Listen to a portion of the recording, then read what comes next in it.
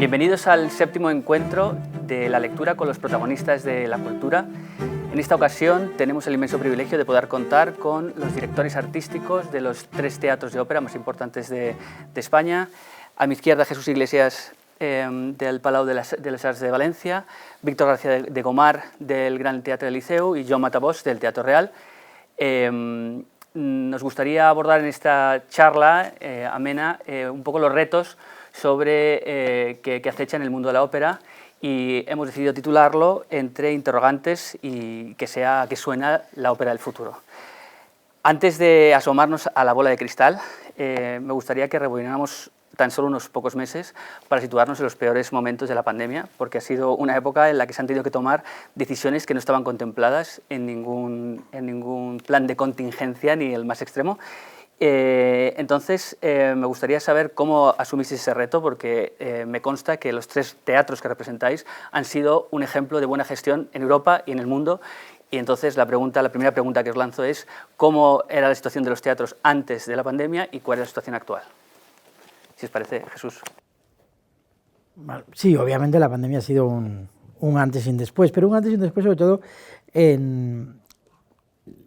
o sea, por un lado también te demuestra, yo no creo que haya cambiado tanto la organización del teatro, o sea, la organización de los teatros por lo menos es la misma, lo que sí te ha demostrado es la fortaleza de la organización de los teatros, o sea, que ha podido con ello, es decir, hemos podido resolverlo, no ha sido fácil, pero como dices, los 3 teatros hemos estado abiertos, a diferencia de la mayor parte del mundo que están absolutamente cerrados, gestionando los vaivenes, porque un día era una cosa, un día afectaba al público, otro día afectaba al escenario, otro día afectaba no sabía qué, y tenías que ir adaptándote continuamente. Yo en mi caso siempre tengo que decir que también todo eso ha sido posible gracias también al apoyo político de la Consejería de Cultura, que también creía que había que ir adelante, o sea, era un convencimiento común, ¿no? Entonces, pero más que, y obviamente claro que te cambian los parámetros, cambian un parámetro en una profesión o una actividad en la que resulta que es más urgente algo en 2025 que en 2022, te encuentras que lo que estás es esperando a ver qué pasa en los siguientes 10 minutos, esperando los resultados de unos test de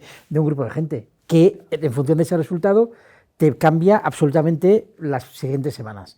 Entonces, la perspectiva de tiempo cambia totalmente, incluso a la hora de la programación. O sea, nosotros, por ejemplo,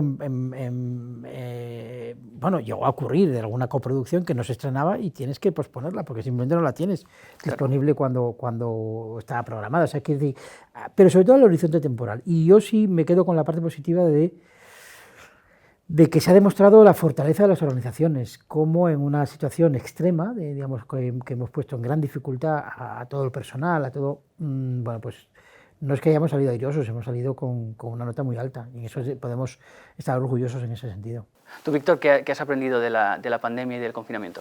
La gimnasia, o sea, la capacidad de adaptarse a cambios continuados, ¿no? La fortaleza de la institución, equipos que contra pronóstico han reaccionado también desde las administraciones públicas, los propios equipos, incluso las agencias, los cantantes. Claro, tuvimos la suerte en España seguramente de que mientras el mundo estaba en silencio, nosotros teníamos de golpe que adaptar muchas cosas, pero todos los cantantes casi disponibles, ¿no? O sea, nosotros sí que tuvimos que parar porque hubo un cierre forzoso, ¿no? Y en ese momento sí que estuvimos también en silencio, que es cuando programamos aquel concierto de plantas y demás, pero a partir de ahí retomamos un poco con inercia y cambiando toda la programación de arriba abajo, pero teniendo esa disponibilidad de cantantes, los locales y los internacionales, todo el mundo se te ofrecía para poder cambiar y adaptar tu propia programación, que fue un lujo. Oye, y Joan, perdona que te corte.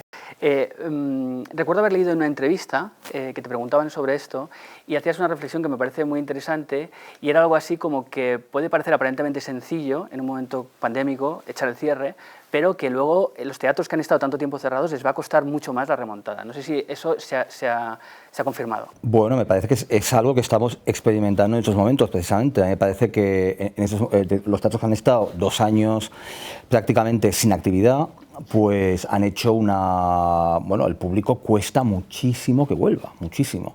Los teatros que, bueno, como los teatros españoles, como los que están aquí, como Valencia, como el Liceo o como el Teatro Real, pues en que el parado ha sido mucho más light y que han hecho el esfuerzo de intentar pues estar abiertos y encontrar soluciones imaginativas, un poco con esa flexibilidad que decía Víctor y con ese apoyo de las administraciones públicas que decía, que comentaba hace un momento Jesús. Y yo me atrevería a decir una tercera cosa, la fortaleza de los equipos internos. Para lo que ha servido la pandemia es para que realmente también el equipo de gestión del teatro sea mucho más cohesionado y funcione mucho más con un trabajo en equipo, porque en esas circunstancias, si no es así, pues no había manera de tirar para adelante. Pero me parece que los tres estamos experimentando que, pese a que la situación no es fácil, es mucho menos complicada que lo que estamos viendo en el mundo. Nosotros, bueno, pues las cifras de ocupación, pues bueno, evidentemente van a ser mejores a medida que pase el tiempo, pero en estos momentos no es de cero a llenar el teatro, es de, bueno, pues de unas limitaciones de ocupación, pero con el teatro, con el público, con la mente muy clara de que el teatro sigue abierto y sigue ofreciendo actividad, a llenarlo. Por lo tanto, me parece que sí, que creo que estamos viendo que para los teatros que han hecho el esfuerzo de mantenerse abiertos, la situación es menos complicada. Claro, hay teatros que tienen un saldo, ¿no?, en favor del público, digamos, ¿no?, de los abonados que han invertido un dinero y que no han sido capaces de poner productos sobre el escenario para ir devolviendo este saldo, ¿no?, en forma de abono, que es este contrato implícito entre sala y público. Que nosotros hemos mantenido esta actividad y no hemos parado nunca, o sea, el camino no han dejado de reconocerlo de alguna manera. Oye, se ha insistido mucho en esta idea, no solo en el ámbito cultural, de que la pandemia ha acelerado procesos de cambio que ya se habían iniciado, ¿no? Y me interesa uno en concreto que tiene que ver con la digitalización del repertorio y la difusión en streaming y todo esto. Vosotros también sois ejemplo en eso, a través de My Opera Player, Liceo Plus o más, no lo sé, y la propia página web del Palau, donde se han retransmitido óperas de manera gratuita. Me gustaría saber si esos cambios son realmente cambios de hábitos, que ya habéis podido confirmar, si se volverá a consumir la ópera como se venía consumiendo, si en algún caso incluso podemos hablar de un cambio de formato. Yo te diría que evidentemente la pandemia ha favorecido que durante un tiempo las plataformas digitales se conviertan en estrellas, ¿no? Evidentemente, sí, es verdad que además el confinamiento coincidió con realmente el lanzamiento de My Opera Player, y es verdad que de repente pegó un subidón increíble, gracias, o por culpa de la situación tremenda de que estábamos todos en casa. De todas formas, por lo tanto, sí, yo creo que a mí me parece que los productos online y los productos digitales han sido un gran consuelo para que la gente realmente pueda consumir productos culturales durante una situación tan complicada. Pero yo no creo, a mí me parece que son dos, el consumo en directo y el consumo a través de plataformas digitales o DVDs o lo que sea, es que son dos formas de consumir completamente diferentes, a mí me parece, y que son compatibles, es decir, son dos productos diferentes que ambos tienen mucho sentido. Y me parece que en el futuro vamos a ver cómo, y además es que, en fin, si no hay directo, si no hay live, no existe la grabación de ese live, por lo tanto realmente no hay ninguna incompatibilidad en eso. No es sustitutivo, sino complementario. O sea, la experiencia de la sala no podremos evitarla precisamente porque hay un momento seminal que es que aquel agudo tiene que producirse y por tanto, ¿no? Pero esa magia incluso de ese agudo, ¿no?, en que la persona convocada a la sala lo disfruta de una manera que difícilmente lo puede consumir, ¿no? Aquella magia que se produce, que todos hemos tenido aquel momento de bis, ¿no?, en la sala. Es un acontecimiento en sí mismo, y ese agudo, que son unos pocos segundos, se convierte en ese momento en infinito, porque todo el mundo volverá a casa y lo repetirá con sus hijos, con sus nietos, incluso cuando estén muertos, seguirán hablando de aquel agudo que el abuelo había visto en el Liceo, en el Real o en la SAS. Y esa es la magia del vivo, no es sustitutivo. Lo que pasa es que luego la manera de consumir en el streaming, en el digital, es complementaria, e incluso para el heavy user puede ser incluso fascinante, porque acabas casi metiendo la GoPro dentro de, ¿no?, de la tráquea casi del cantante, ¿no?, que con la partitura, con una serie de elementos complementarios que amplifican la experiencia, pero no sustituye. Sí, nunca sustituye, jamás. Quiero decir, no es... Pero te diría, yo creo que ese boom del consumo digital, yo creo que también se produce en el primer momento, en el primer confinamiento. El hecho de que nosotros luego hayamos tenido actividad en vivo, yo creo que también ha mitigado esa sensación. Quiero decir que, vamos a decir, desde marzo hasta el verano de 2020, ahí sí hubo un boom de... o sea, nosotros tenemos una actividad digital menor de la que tienen el Liceo o el Teatro Real, pero sí tenías esa necesidad de ofrecer algo mientras tú no tenías nada en el escenario. En el momento que tienes el escenario y abierto el teatro, ya vuelven a ser de vuelta, como decía Joan, dos cosas diferentes, son dos realidades diferentes en la que una no puede sustituir a la otra, jamás. O sea, la experiencia en vivo nunca podemos vender que es una experiencia digital es similar a una experiencia en vivo, eso es inigualable, pero lo es en la música como lo es en la naturaleza, no sé decirte. Pero yo me atrevería a decir que las dos tienen sentido, no tienen nada que ver, son dos maneras de consumir, pero hoy en día realmente la experiencia de lo que es una voz en vivo en un teatro tiene una fuerza casi física que realmente es insustituible por una grabación. Pero por otro lado, también es verdad que hoy en día pues tenemos artistas, cantantes que son increíbles actores y que un primer plano de una grabación bien hecha tampoco la puede sustituir una experiencia en vivo en el que es realmente imposible, a no ser que estés en la primera fila, captar esta expresión. Por lo tanto, son dos productos, ambos excepcionales, ambos complementarios y no sustituyen uno al otro. Por otro lado, hay un tema de accesibilidad. O sea, nuestros públicos pueden estar en ciudades, en lugares muy remotos, a 3, a 4, a 5 horas del teatro, de cualquiera de los teatros que estamos aquí representados, ¿no? Y claro, esa llave es una llave de accesibilidad, o incluso gente de edad o de problemas de movilidad, o etcétera, que ya no pueden venir al teatro. Eso es una satisfacción poderlo consumir desde casa, ¿no? Oye, permitidme que abra ya el melón de la gestión.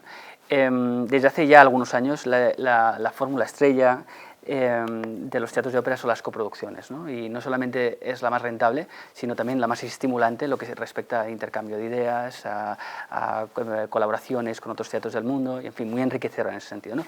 Me gustaría preguntaros cuánto queda por hacer en ese terreno y concretamente me gustaría saber hasta qué punto resulta complicado establecer lazos de colaboración con teatros de Latinoamérica, ¿no? A través, por ejemplo, de la plataforma Ola Ópera y teatros que tienen de muchísima solera con los que compartimos muchísima historia.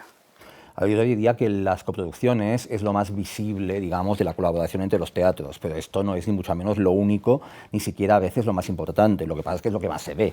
El sentido para una institución de funcionar potenciando las coproducciones tiene mucho que ver con su modelo de gestión. Es decir, lo que pasa es que es verdad que los teatros que están aquí, Valencia, Barcelona, Madrid, tiene mucho sentido para los tres realmente funcionar en régimen de coproducción e intentar realmente pues, trabajar mucho juntos en ese sentido, pues porque son teatros que tienen, pues, por ejemplo, un sistema de gestión que es lo que podríamos llamar semistagione, no es un sistema de repertorio puro y duro a la centroeuropea, porque no tenemos talleres, por ejemplo, de construcción de escenografía, sino que eso está externalizado, por toda una serie de motivos, pero dependiendo del modelo de gestión, para un teatro centroeuropeo, coproducir, que lo hacen, y evidentemente en una discusión como esta ningún teatro te diría que está en contra, pero a la hora de la verdad es que no lo pueden hacer tanto, porque si tú tienes talleres que forman parte de la plantilla de trabajadores del teatro, ¿para qué quieres coproducir y tener a tu propia plantilla de trabajadores mano sobre mano?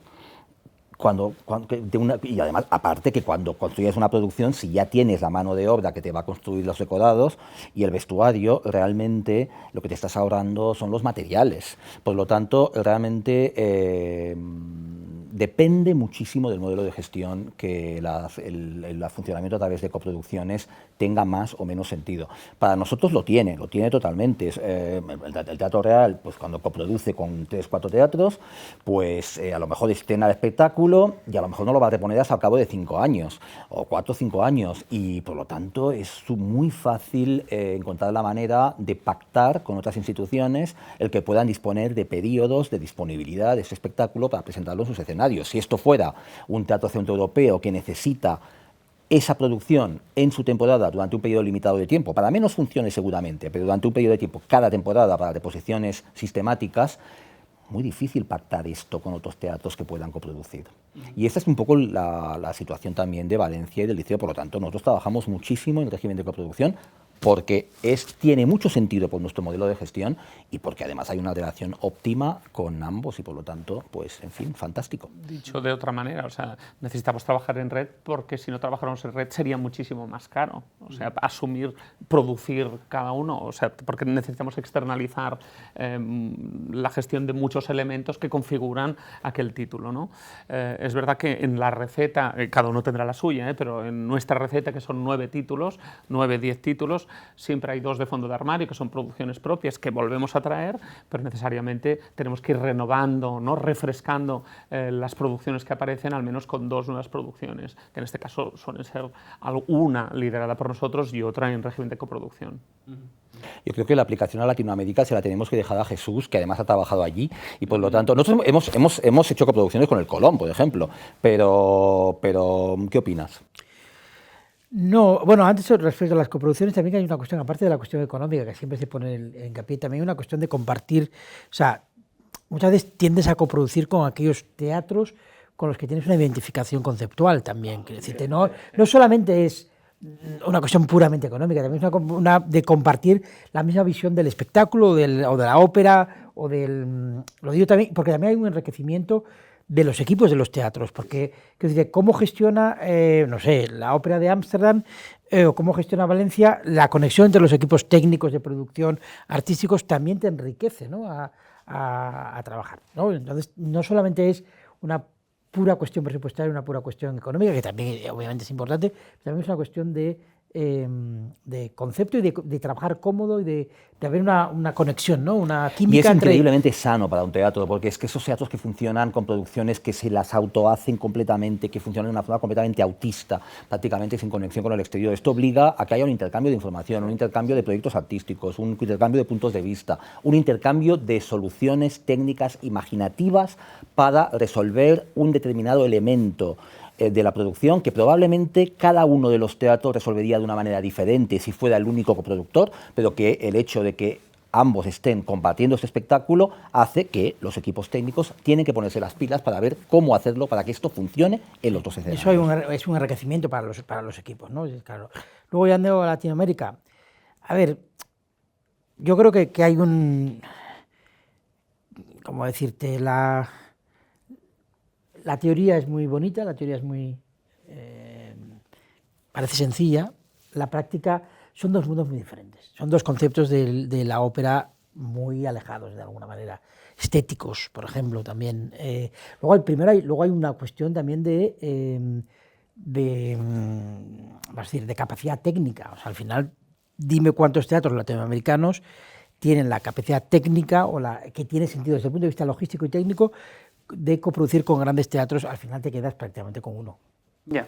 O sea, y luego yo creo que hay otro tema, luego, que es el transporte. El transporte, porque claro, el transporte desde Latinoamérica acaba haciendo a veces caro y lento. Que no tiene sentido realmente, claro, porque los costes son tan además, te quiero altos. contar, ahora una de las consecuencias de toda esta, no sé si de la pandemia, si de la guerra o lo que sea, es que los costes, por ejemplo, de transporte se han incrementado de una manera a lo bestia, con lo cual esto todavía lo va a dificultar más.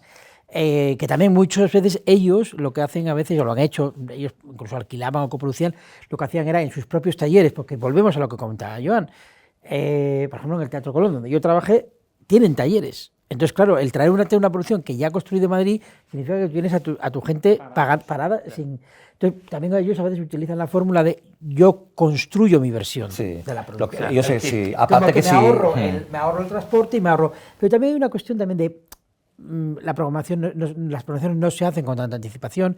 Hay también una cuestión de... yo creo que también una cuestión estética, ¿no? O sea, al final... igual que hay una diferencia entre el modelo norteamericano y el modelo europeo, pues también lo hay con el modelo latinoamericano, quiero decirte. Y ahí tienes que encontrar, bueno, la estética adecuada para que una coproducción pueda tener un cierto sentido, ¿no? Oye, para cerrar el apartado de gestión y sin meterme en materia presupuestaria, que sé que no es vuestro negociado, sí que me gustaría saber... Bueno, lo es y lo vamos a comprobar.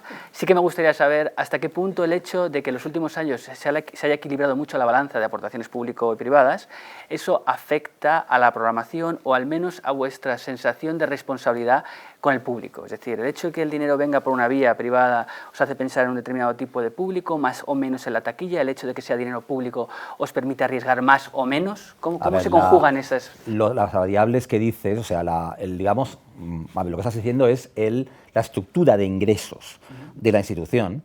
lo que está condicionando, sobre todo, es el modelo de gestión.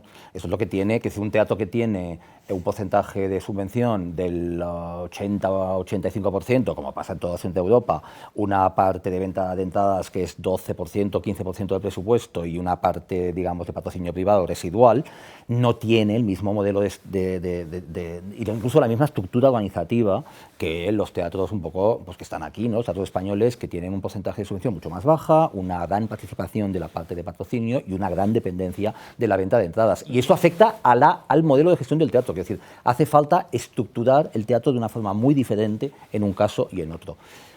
¿Y de ahí afecta el repertorio o no tiene por qué?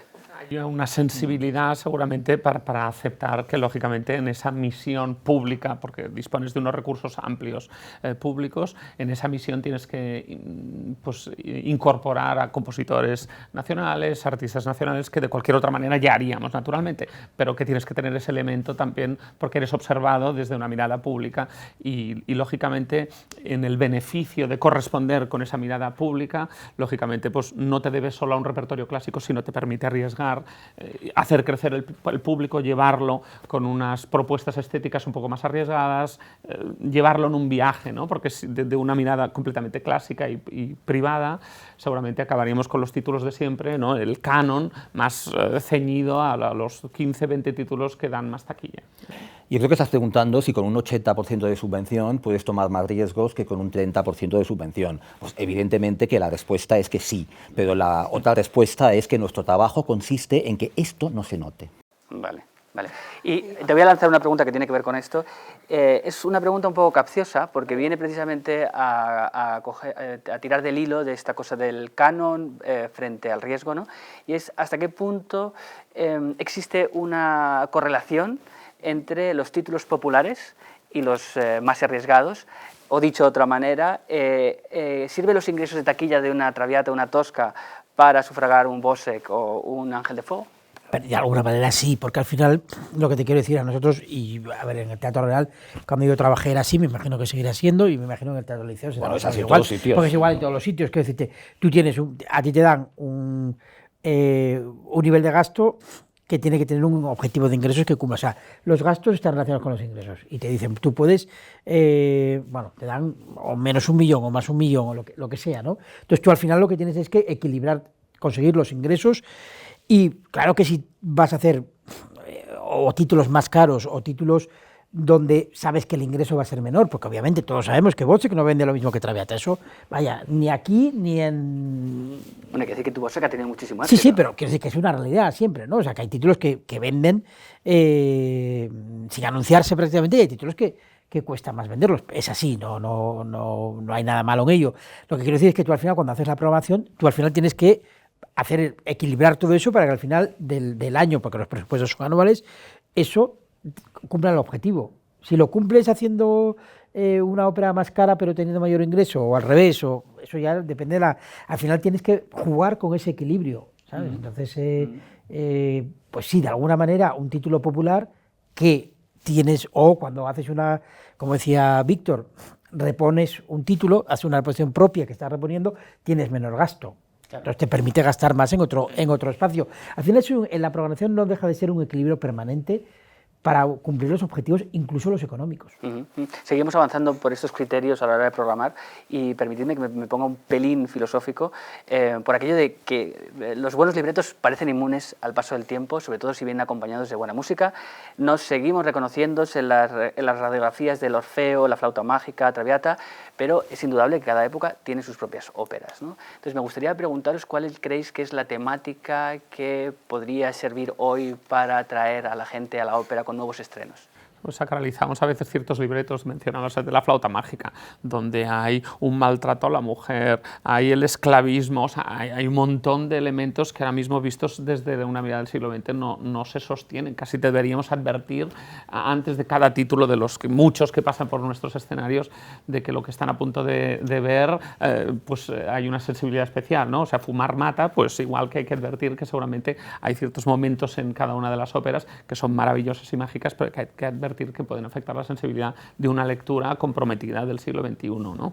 Eso no quiere decir que que dejemos de hacerlas. Pero por otro lado, es verdad que las puestas en escena, creo que radicalmente todos los que estamos aquí sentados bendecimos unas apuestas en las relecturas, ¿no?, dramáticas o dramatúrgicas que faciliten una comprensión por una sociedad actual, y la única oportunidad que tiene la ópera de sobrevivir seguramente, y se oye en esto muy apocalíptico, es que nos hable de los asuntos que conciernen al mundo de hoy. Por tanto, las maneras de amar, la degradación del planeta, el abuso de poder, o sea, estos elementos estén sobre el escenario para que nos hagan pensar, ¿no?, y nos puedan transformar, cambiar o llevar a casa el problema, ¿no? Y yo, por no hablar de lo mío, o sea, a mí me conmovió de sobremanera El Ángel de Fuego de Prokofiev, y te lo he dicho, y me parece que es de los espectáculos más redondos que yo he visto, porque nunca nos relajamos en lo nuestro. Yo creo que, ¿no?, vamos a ver lo de los demás para relajar y disfrutar, y yo quedé fascinado por la puesta en escena de Calixto. Es una buenísima pregunta que no estaba apuntada. Me gustaría saber que en tus últimas visitas al Palau del Sars o al Liceo, ¿con qué ópera has disfrutado especialmente? Y lo mismo para ti. Yo voy siempre que puedo, evidentemente, al Liceo muchísimo, y al Palau de las Arts lo sigo muchísimo. Lo último que he visto me parece que fue Macbeth, pero me perdí Botze, que seguramente me hubiera gustado mucho, pero vi Macbeth y también disfruté muchísimo de Macbeth, una dirección musical estupenda, estaba súper bien, además, Garnier y Lapidozzi, y en el Liceo también muchísimas cosas. Yo intento seguir mucho lo que hacen los demás teatros españoles y no españoles, y ellos también, evidentemente, están todo el día. Yo, digamos, obviamente por más proximidad y por cuestiones, vamos a decir, personales, porque sigo manteniendo mi casa en Madrid y todo esto, vengo mucho más a Madrid. No lo último, porque sí vi alguna cosa más, pero te diría que El Ángel de Fuego fue, digamos... Hay unanimidad casi. Sí, quiero decir, hombre, era un grandísimo espectáculo con una grandísima versión musical, quiero decir, un espectáculo, podemos decir, esos que te salen redondo, ¿no? O sea, que realmente en ese sentido... Y al Liceo últimamente he ido menos, de ser sincero, porque además hay una cosa, que nosotros en la Comunidad Valenciana estuvimos además un cierre perimetral, con lo cual, eso por ejemplo, antes, que también el tema de los viajes, eso ha habido un cambio con el tema del COVID. Parece que te da como más pereza moverte y te piensas más veces si te mueves o no te mueves. Antes... Eso es verdad, ¿eh? La verdad es que yo viajaba mucho más antes de la pandemia, y espero que acabe cambiando, pero últimamente me daba un poco de apuro viajar, porque en algunos casos me he encontrado con, piensas, y si doy positivo no sé dónde y te tienes que quedar ahí una semana, entonces te lo piensas 2 veces, vas con realmente muchísimo cuidado de no ir más que a lo que sea realmente imprescindible desde el punto de vista de tu trabajo. Antes a veces ibas a ver algo porque te apetecía verlo, porque llevabas un cantante que lo conocías, pero que hacía tiempo no lo escuchabas y querías ver cuál era su rendimiento. Ahora, en fin. O no es la primera vez que te llaman, ya te cogiste el avión, no te lo cojas, que cancelamos la función porque hemos tenido positivos. Sí. Eso a mí me ha pasado alguna vez, ¿eh? Sí. O sea, misma estando en el aeropuerto, digo, mira, justo, gracias, porque estoy a punto de coger el avión. Sí. Entonces, te hace un poco que también a la hora de viajar y ver otras cosas, estés un poco más perezoso. Sí. Oye, nadie mejor que vosotros sabe que lo importante de una partitura no es que se llegue a estrenar, sino que se reponga todas las veces posibles. ¿Hay motivos para pensar que las óperas de Héctor Parra, Raquel García Tomás, Joan Magrané o Francis Cole se van a seguir escuchando dentro de 20 o 30 años? Mira, yo te digo una cosa. A mí, cuando estuvo Robert Carsen dirigiendo, me parece que era Idomeneo en el Teatro Real, me comentó, me voy ahora a Berlín, y dijo, y voy a dirigir y dijo, World Dernière. Porque claro, lo que acaba pasando con todas estas óperas es que estrenarlas igual se consigue, pero normalmente de ahí no pasan, que si se estrenan y se olvidan para siempre. Y esto es un auténtico absurdo. Es algo que es tremendo lo que está pasando en ese sentido. Entonces me parece que has puesto ejemplos justamente de óperas que... Y es responsabilidad de los teatros realmente no permitir que esto pase. Y has puesto ejemplos que me parecen especialmente significativos. La ópera de Raquel García Tomás, El Jesús Narcisís, se estrenó en el Teatro Español de Madrid, en coproducción con el Teatro Real, y se presentó en el Teatro Lliure de Barcelona, se ha hecho en la Maestranza de Sevilla, me parece que se iba a hacer, y creo que se acabó. Se iba a hacer y se cayó por el COVID y ahora se va a volver a hacer. Pero en cualquier caso es una obra que justamente es un contraejemplo, ¿no? Esto realmente ha girado. Y lo mismo se puede decir de la obra de Joan Magrané, el Diàlegs de Tirán y Carmesina, que se estrenó en el Festival de Perelada, que la programó el Liceo, y que el año que viene se va a ver en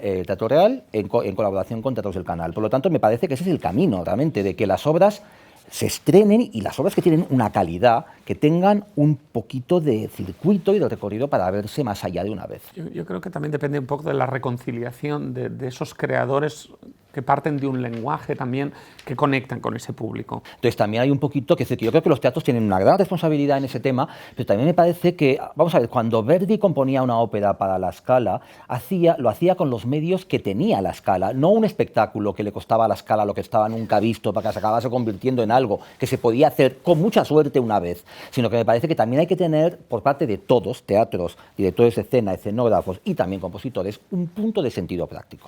Es verdad, hay que racionalizar todo. La ópera es un género carísimo, que si no somos capaces de mover esas palancas para hacerlo un poco más racional, también en sí mismo puede ser una bola de nieve que se nos funda las manos. Es una, y esa te la lanzo a ti, es una pregunta que me saltó antes, ahora que dices que es un género carísimo.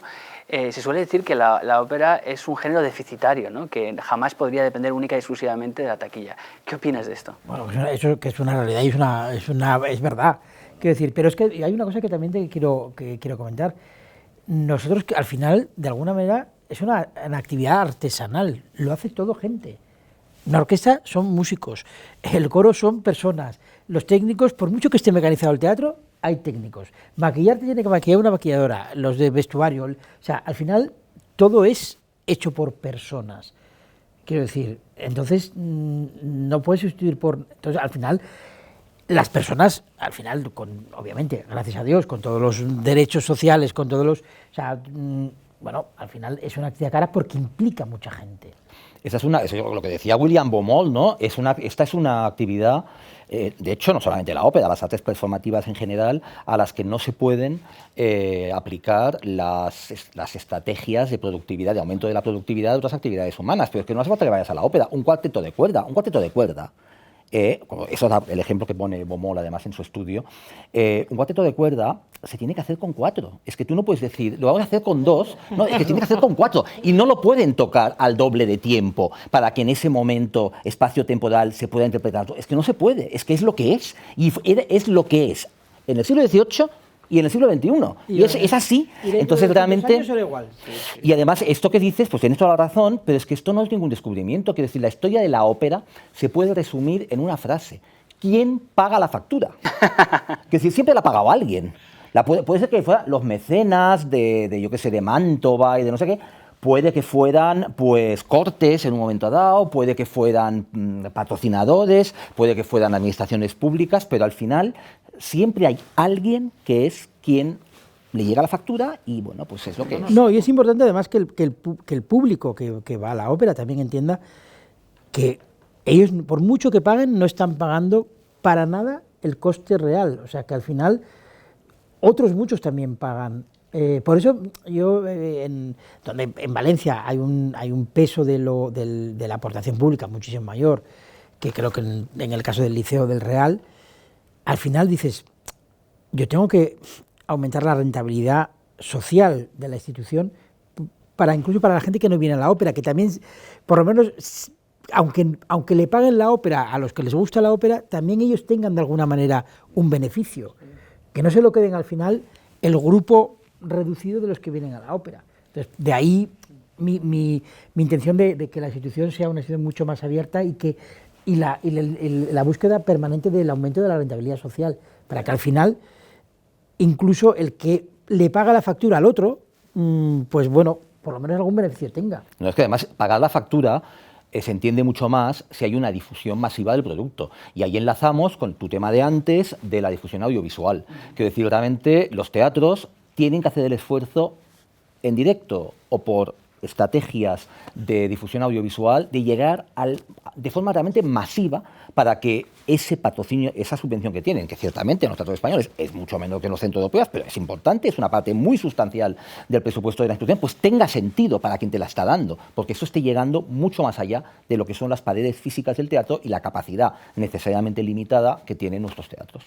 No, quería, estirando la historia, el argumento que usaba Jesús en el tema de la humanidad, ¿no? de las personas que hacen posible el espectáculo. Claro, por cada persona que está cantando encima del escenario, no protagonista, sino hasta el último comprimario, hay 40, 50 personas que lo hacen posible.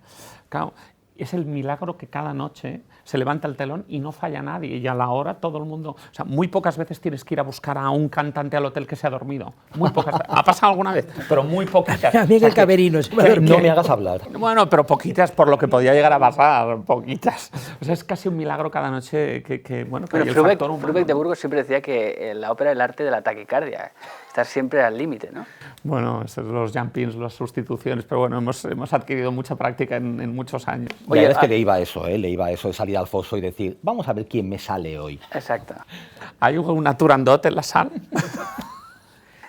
Oye, habéis abordado muchas de las cuestiones del siguiente bloque, que son nuevos públicos, así que voy a ir casi directamente al grano y voy a utilizar una charla que tuvimos la última vez que hablamos para el reportaje del 175 aniversario del Liceo, y que tú me venías a decir que si el último estudio de mercado sobre ópera dijera que la ópera se consume mejor o estaría más abierta o más permeable a nuevos públicos, pudiéndola disfrutar con palomitas, que tú realmente te plantearías que la gente pudiera tomar palomitas dentro de la sala. Entonces me gustaría preguntarte, ¿dónde están dentro de las estrategias de seducción de nuevos públicos, dónde está el límite? El límite lo irá describiendo un poco un pacto, un nuevo acuerdo entre sala y público, digamos, ¿no? Es verdad que, por buscar el contraargumento, hemos sacralizado mucho la ópera, ¿no? Del origen en que la gente hablaba en la propia sala, ¿no? A lo que tenemos hoy, en que pedimos silencio, en que buscamos aquella perfección casi discográfica que casi es imposible. O sea, nos hemos puesto muchas obligaciones como programadores, como sala, y que apretamos incluso el propio género, ¿no? Tenemos que relajarlo un poquito para que también ese factor de protección, de sacralizar, expulsa. Y en vías de democratizar el propio género, necesitamos reconciliarlo con un público que no tenemos. Y eso es lo que decías tú antes, ¿no? O sea, tenemos que programar para aquel que no viene, no para aquel que ya tenemos. Y eso necesita flexibilización. Lo vaya que no creo que tampoco con la actitud. Yo estoy de acuerdo en no sacralizar esa cosa como todo el mundo callado, todo el mundo, pero creo que también hay una cuestión que al final va más allá de los teatros, que es una cuestión de, te pasa en un tren, es una cuestión de respeto hacia el que tienes al lado. O sea, es que no sé cómo decir. Y a mí me molesta, yo cada vez voy menos al cine porque es que no soporto ya más el olor a hamburguesa y el olor a no sé qué, porque me molesta, simplemente porque no porque ya voy más allá de la ópera, pero que al final, no sé, o la gente hablando por el móvil. No, o las gente, palomitas es una manera de distorsionar. Y así lo entendí. Pero quiero decir que una cuestión de esa sacralización, insisto, yo por ejemplo, cuando haces actividades de matinés, y me refiero a conciertos de familia y todo esto, que a veces la gente se pone en esa sacralización. No, el niño que hable, es que un niño tiene que hablar. Es decir, no puedes, y si no, no la hagas la actividad. Si pretendes que esté todo sacralizado, porque además al niño cuando le dices, ven, desde aquí tienes que estar callado, no va a querer volver más. O por los preestrenos para jóvenes, que tenemos los 3 teatros, al final la gracia es que es un grupo común que no está, como yo digo, no está su madre, aunque no vaya con su madre, pero está su madre desde el palco viendo que el niño, que en el patio de butacas, y ¿con quién venías? Yo ese amigo tuyo no lo conozco. ¿Y cómo vienes así? O sea, ¿cómo te vienes de camiseta? ¿Sabes? No, vengo con toda la libertad del mundo, nadie me controla, me lo paso, y yo creo que es una de las bases también del éxito de esas actividades, que creo que en los 3 casos es un éxito arrollador, y el nuestro es realmente impresionante, la verdad es que, pero por esa identificación de grupo, ¿no? Pero eso no quita, la no sacralización no quita la falta de respeto. A mí, lo siento mucho, una persona, que a mí me ha pasado en la Ópera de Roma, colegas, en la estreno de temporada, una chica que se pasaba el descanso haciéndose fotos para Instagram, y luego durante la función, al lado tuyo, mandando las fotos por Instagram. En ese momento le dice, mira, querida, si no te interesa nada, pero no me estés con la luz todo el tiempo despistando. Y yo no sacralizo nada, pero me estás molestando. Es una falta de educación. Si la gente se pone a hablar por el móvil, pues es... Pero me molesta en el tren, quiero decir. O sea, que la gente esté todo el tiempo... Al final no es sacralizar en la ópera, es la educación general respecto a un espacio común donde hay más gente que puede... O la gente ahora, todo el mundo habla con el móvil, sin manos, por la calle, por no sé, pero chico, no sé. De todas formas, incluso en el caso, yo creo que tenéis toda la razón, toda, pero incluso en el caso de que se instituyera pues todo esto que estás comentando, pues recordad que en la época de Händel, él ya se quejaba amargamente que cuando estaba estrenando óperas en Venecia, en la sala nadie prestaba atención, la gente entraba y salía, la gente comía, la gente se peleaba en la sala y hacía cosas incluso menos decentes, digamos. Por lo tanto, de manera ostentosa. Por lo tanto, y esto lo explica de manera además muy divertida Alejo Carpentier en una de sus novelas. Por lo tanto, incluso en el caso de que fuéramos a una situación como la que describís, hay que decir que no sería nada nuevo. No, eso no, ya, eso es verdad, pero...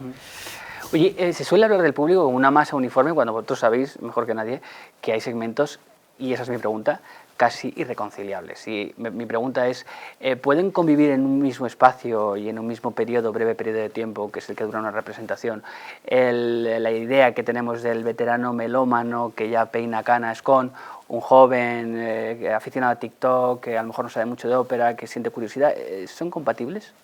Han de serlo, necesariamente han de serlo, porque también los dos pagan su misma entrada, o sea, que ese es el respeto máximo a cualquier tipo de público, entendiendo el público tan diverso como que el Liceo tiene 2.300 localidades, pues hay 2.300 espectadores, por tanto 2.300 personas que son público aquella noche.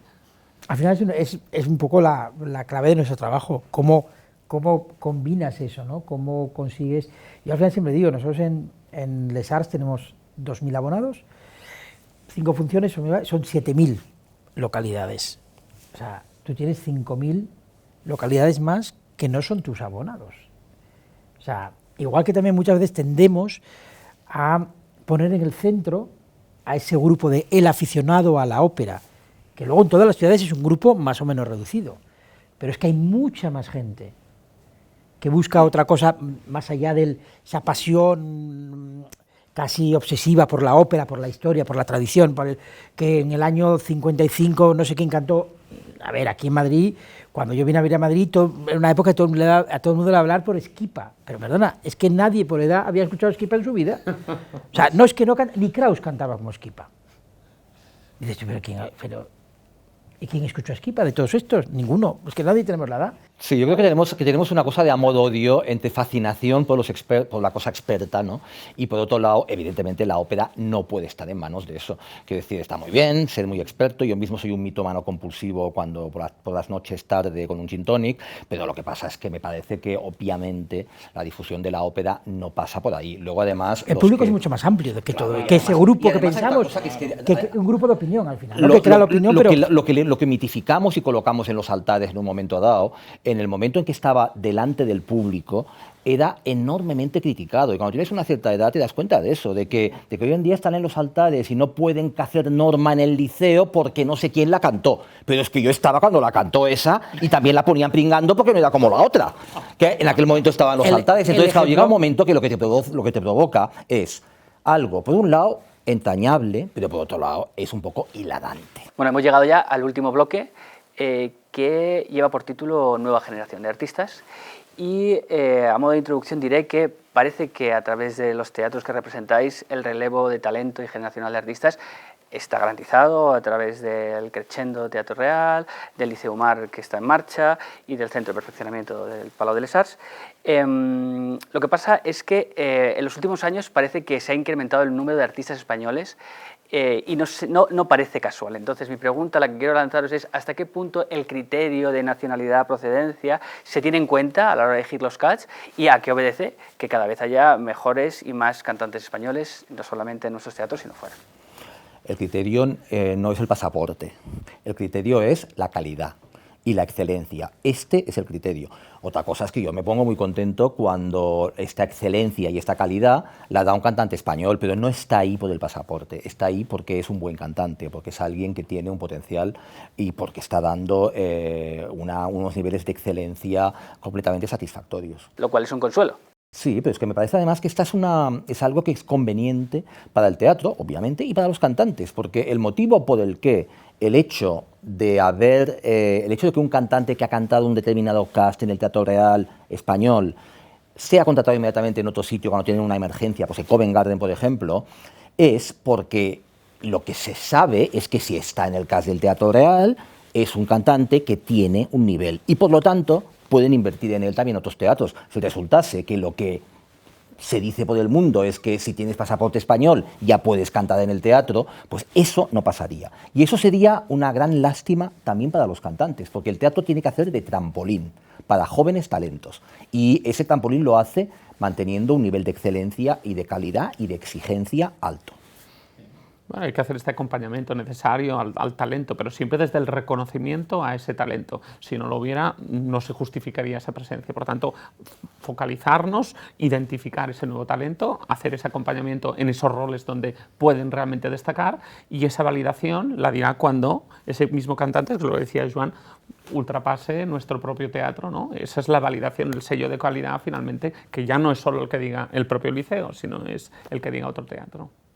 Sí, un poco lo mismo, quiero decir, que al final eso es una discusión, un tema que está presente en todos los sitios. Yo he trabajado en Argentina, he trabajado en Holanda, he trabajado en España, tanto en Madrid como ahora en Valencia, y siempre es un tema presente, el artista argentino, el artista holandés, el artista... Y yo siempre digo, como dice Joan, o sea, hombre, espero que te sientas valorado, o sea, valórate mucho y no pienses que te contratan porque eres holandés, o porque eres argentino, o porque eres español, sino porque eres bueno.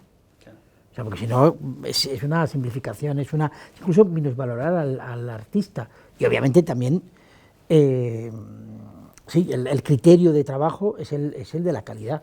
O sea, no... Y hay mucha calidad. O sea, no nos hace falta, como decir, utilizar el pasaporte para tener artistas españoles en los repartos, porque tienen la calidad suficiente para estar en ellos con total justicia. Sí, totalmente. Otra cosa es que nosotros tengamos que hacer un esfuerzo por intentar encontrar ese talento, fomentar que haya audiciones, que haya encuentros, que haya talleres para encontrarlo, para que realmente, y eso sí, y eso el teatro tiene que hacerlo y es su responsabilidad, pero luego la decisión sobre quién forma parte de los cast de las temporadas es un criterio de excelencia y de calidad. Bueno, pues tengo que deciros que he disfrutado muchísimo escuchando vuestras reflexiones y que estoy seguro de que además ayudarán a despejar los interrogantes de la pregunta que planteábamos al principio, a qué suena la ópera del futuro. Así que con esta última reflexión de Joan despedimos el breve coloquio. Hasta aquí el 7º encuentro de la lectura y hasta la próxima.